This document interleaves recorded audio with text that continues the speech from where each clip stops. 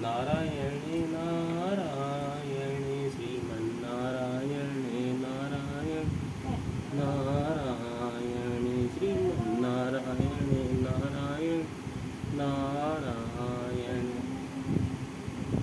श्रीमन्नारायणे नारायणे Narayan श्रीमन्नारायणे Narayan Narayan श्रीमन्नारायणे नारायणे Narayan. Hello दोस्तों, कैसे हो आप सब। आशा करता हूँ आप सब अच्छे और स्वस्थ होंगे। हम भी अच्छे और स्वस्थ हैं। सभी दोस्तों को नारायण नारायण नारायण। आज हम आपको महाशिव पुराण के रुद्र संहिता तृतीय खंड का अगला अध्याय सुनाएंगे। कृपया हमारे वीडियो को ज़्यादा से ज़्यादा शेयर कीजिए, लाइक कीजिए और चैनल को सब्सक्राइब कीजिए। चलो अब हम शुरू करते हैं। जय हो ब्रह्मा विष्णु महेश, आपकी सदा ही जय जय होवे। कोई भूल चूक हुई हो तो क्षमा करना प्रभु।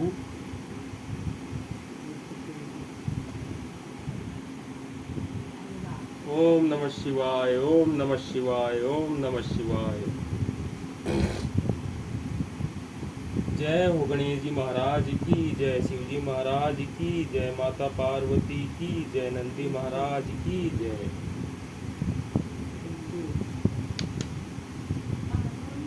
दोस्तों आज का हमारा अध्याय है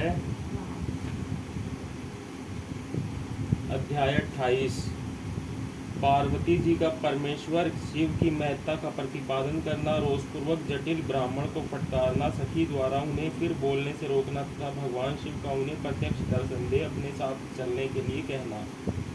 पार्वती बोली, बाबा जी अब तक तो मैंने यह समझा था कि कोई दूसरे ज्ञानी महात्मा आ गए हैं, परंतु अब साथ सब ज्ञात हो गया। आपकी कलई खुल गई। आपसे क्या कहूँ, विशेषतः उस दशा में जब आप अवध्य ब्राह्मण हैं। ब्राह्मण देवता, आपने जो कुछ कहा है वह सब मुझे ज्ञात है, परंतु वह सब झूठा ही है, सत्य कुछ नहीं है। आपने कहा था कि मैं शिव को जानता हूँ। यदि आपकी यह बात ठीक होती तो आप ऐसी युक्ति एवं बुद्धि के विरुद्ध बात नहीं बोलते।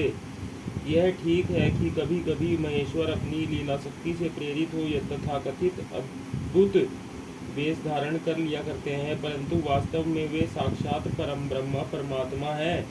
उन्होंने स्वेच्छा से ही शरीर धारण किया है। आप ब्रह्मचारी का स्वरूप धारण कर मुझे ठगने के लिए उद्यत हो यहाँ आए हैं और अनुचित एवं असंगत युक्तियों का सहारा ले छल कपट से युक्त बातें बोल रहे हैं।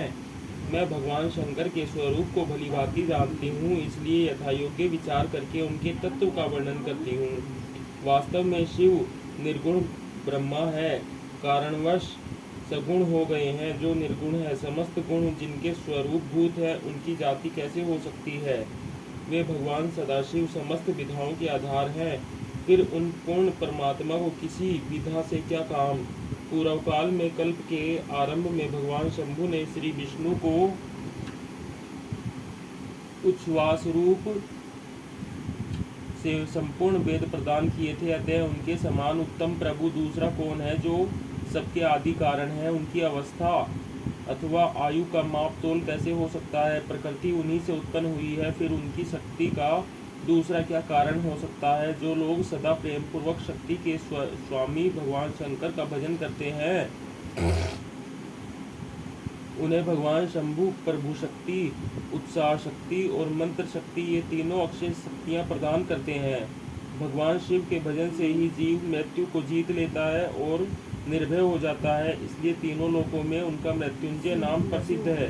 उन्हीं के अनुग्रह से विष्णु विष्णुत्व को, ब्रह्मा ब्रह्मत्व को और देवता देवत्व को प्राप्त हुए हैं। शिवजी का पक्ष लेकर बहुत बोलने से क्या लाभ। वे भगवान स्वयं ही महाप्रभु हैं। कल्याण रूपी शिव की सेवा से यहाँ कौन सा मनोरथ सिद्ध नहीं हो सकता। उन महादेव जी के पास किस बात की कमी है जो वे भगवान सदाशिव स्वयं मुझे पाने की इच्छा करें। यदि शंकर की सेवा न करे तो मनुष्य 7 जन्मों तक दरिद्र होता है और उन्हीं की सेवा से सेवक को लोक में कभी कष्ट न होने वाली लक्ष्मी प्राप्त होती है। जिनके सामने 8 सिद्धियां नित्य आकर सिर नीचा किए इस इच्छा से नृत्य करती हैं कि वे भगवान हम पर संतुष्ट हो जाएं, उनके लिए कोई भी हितकर वस्तु दुर्लभ कैसे हो सकती है। यद्यपि यहाँ मांगलिक कही जाने वाली वस्तुएं शंकर का सेवन नहीं करती, तथापि उनके स्मरण मात्र से ही सबका मंगल होता है। जिनकी पूजा के प्रभाव से उपासक की संपूर्ण कामनाएं सिद्ध हो जाती हैं। सदा निर्विकार रहने वाले उन परमात्मा शिव में विकार कहाँ से आ सकता है? जिस पुरुष के मुख में निरंतर शिव यह मंगलमय नाम निवास करता है, उसके दर्शन मात्र से ही अन्य सब सदा पवित्र होते हैं। जैसा कि आपने कहा है, वे चीता का भस्म लगाते हैं, परंतु यदि उनका लगाया हुआ भस्म अपवित्र होता तो उनके शरीर से झड़कर गिरे हुए उस भस्म को देवता लोग सदा अपने सिर पर कैसे धारण करते?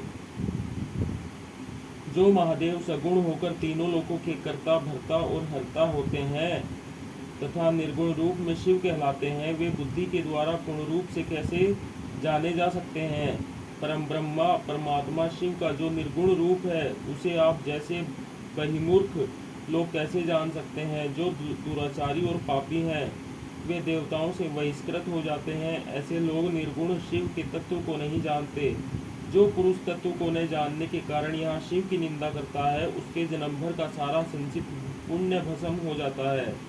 आपने जो यहाँ अमित तेजस्वी महादेव जी की निंदा की है और मैंने जो आपकी पूजा की है, उससे मुझे पाप की भागनी होना पड़ा है।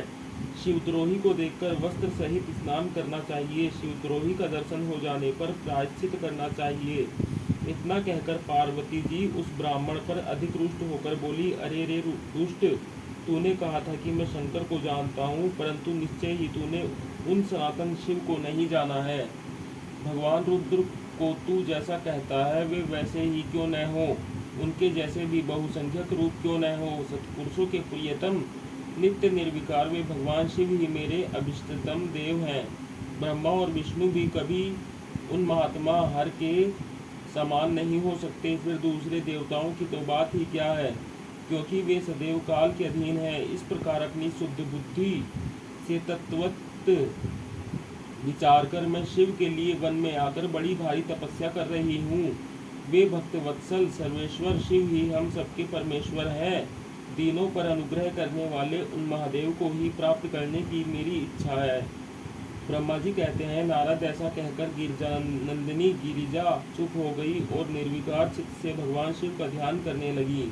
देवी की बात सुनकर वह ब्रह्मचारी ब्राह्मण ज्यों ही कुछ फिर कहने के लिए उद्यत हुआ, त्यों ही शिव में आसक्त चित्त होने के कारण उनकी निंदा सुनने से विमुख हुई। पार्वती अपनी सखी विजया से शीघ्र बोली। पार्वती ने कहा, सखी, इस अधम ब्राह्मण को यत्नपूर्वक रोको, यह फिर कुछ कहना चाहता है। यह केवल शिव की निंदा ही करेगा। जो शिव की निंदा करता है, केवल उसी को पाप नहीं लगता, जो उस निंदा को सुनता है वह भी यहाँ पाप का भागी होता है। भगवान शिव के उपासकों को चाहिए कि वे शिव की निंदा करने वाले का सर्वथा वध करे। यदि वह ब्राह्मण हो तो उसे अवश्य ही त्याग दें और स्वयं उस निंदा के स्थान से शीघ्र दूर चले जाएं। यह दुष्ट ब्राह्मण फिर शिव की निंदा करेगा। ब्राह्मण होने के कारण यह वध्य तो है नहीं, अतः त्याग देने योग्य है।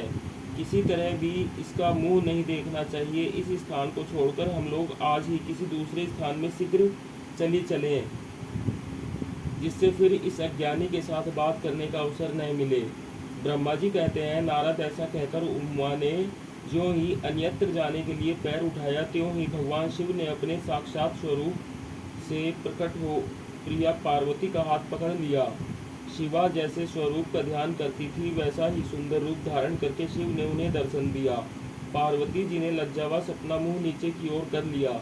तब भगवान शिव उनसे बोले, प्रिय, मुझे छोड़कर कहाँ जाओगी? अब मैं फिर कभी तुम्हारा त्याग नहीं करूँगा। मैं प्रसन्न हूँ, वर मांगो, मुझे तुम्हारे लिए कुछ भी अदेय नहीं है। देवी, आज से मैं तपस्या के मोल खरीदा हुआ तुम्हारा दास हूँ। तुम्हारे सौंदर्य ने भी मुझे मोह लिया है। अब तुम्हारे बिना मुझे एक क्षण भी युग के समान जान पड़ता है। लज्जा छोड़ो, तुम तो मेरी सनातन पत्नी हो, गिरजानंदिनी महेश्वरी। मैंने जो कुछ कहा है उस पर श्रेष्ठ बुद्धि से विचार करो। सुस्थिर चित्त वाली पार्वती, मैंने नाना प्रकार से तुम्हारी बारंबार परीक्षा ली है। लोकलीला का अनुसरण करने वाले मुझ स्वजन के अपराध को क्षमा कर दो। शिवे, तीनों लोकों में तुम्हारी जैसी अनुरागिणी मुझे दूसरी कोई नहीं दिखाई देती। मैं सर्वथा तुम्हारे अधीन हूँ। तुम्हारी इच्छा पूर्ण हो। प्रिय, मेरे पास आओ। तुम मेरी पत्नी हो और मैं तुम्हारा वर हूँ। तुम्हारे साथ में शीघ्र ही अपने निवास स्थान उत्तम पर्वत कैलाश को चलूँगा। ब्रह्मा जी कहते हैं, देवाधिदेव महादेव जी के ऐसा कहने पर पार्वती देवी आनंद मग्न हो उठी। उनका तपस्या जनित पहले का सारा कष्ट मिट गया। मुनि श्रेष्ठ, सती साध्वी पार्वती की सारी थकावट दूर हो गई, क्योंकि परिश्रम फल प्राप्त हो जाने पर प्राणी का पहले वाला सारा श्रम नष्ट हो जाता है। ओम नमः शिवाय, ओम नमः शिवाय, ओम नमः शिवाय।